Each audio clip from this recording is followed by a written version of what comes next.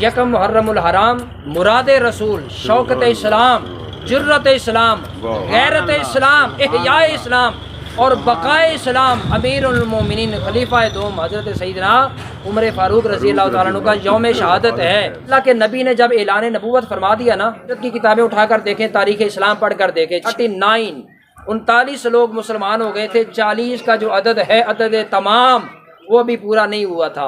کافروں مشرکوں کو پریشانی ہو گئی، ان کو پریشانی ہو گئی کہ 40 کا فگر پورا ہو گیا تو اسلام غالب آ جائے گا۔ انہوں نے بڑی رکاوٹیں ڈالی، لیکن اللہ تعالیٰ کو منظور کچھ اور ہی تھا۔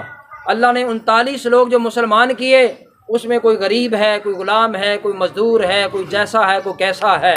جب 40 کا فگر پورا کرنا تھا تو اللہ تعالیٰ نے 40 کا فگر جو پورا کروایا وہ حضرت عمر بن خطاب فاروق اعظم دمال اور مراد رسول رضی اللہ تعالیٰ عنہ، ان کو مسلمان کر کے اللہ نے فرمایا کہ میں مسلمانوں میں 40 کا فگر بھی پورا کروں گا، اور ایک ایسا جرت مند بندہ مسلمان کر کے 40 کا فگر کروں گا کہ جو ایک مسلمان ہوگا تو پھر 40 نہیں 40,000 مسلمان وہ عمر فاروق۔ جب حضرت عمر بن خطاب اور عمر بن ہشام دونوں چل رہے تھے، اس وقت اللہ کے محبوب نبی کے ہاتھ اٹھ گئے، اللہ کے نبی کے ہاتھ اٹھے۔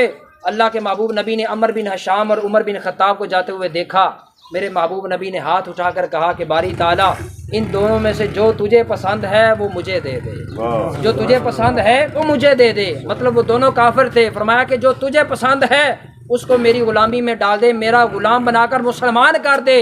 پھر حضور فرماتے ہیں اللہم اید الاسلام بعمر، باری تعالیٰ عمر کے ذریعے اسلام کو طاقتور کر دے۔ اللہم اعز الاسلام بعمر، باری تعالیٰ اس عمر کے ذریعے اسلام کو باعزت کر دے۔ بات یہاں پر سمجھ میں نہیں آ رہی، ہر ایک نے مسلمان ہو کر عزت پائی ہے۔ ابو بکر تھے، مسلمان ہوئے، عزت ملی، صدیق اکبر بن گئے۔ عثمان بن عفان تھے، مسلمان ہوئے، مسلمان ہونے کے بعد جب عزت ملی تو ذو النورین بنے۔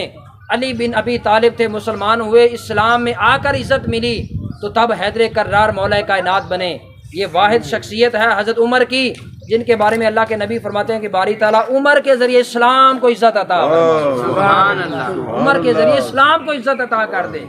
عمر کے ذریعے اسلام کو کیسے عزت ملی ہے تو سن لیجئے، جب تک پیارے عمر مسلمان نہیں ہوئے تھے، مکہ کی سرزمین اور تاریخ گواہ ہے، مسلمان چھپ چھپ کر اذان پڑھتے ہیں، چھپ چھپ کر نماز پڑھتے ہیں، رات کے اندھیرے میں قرآن کی تلاوت ہوتی ہے، کیونکہ مسلمان کمزور تھے۔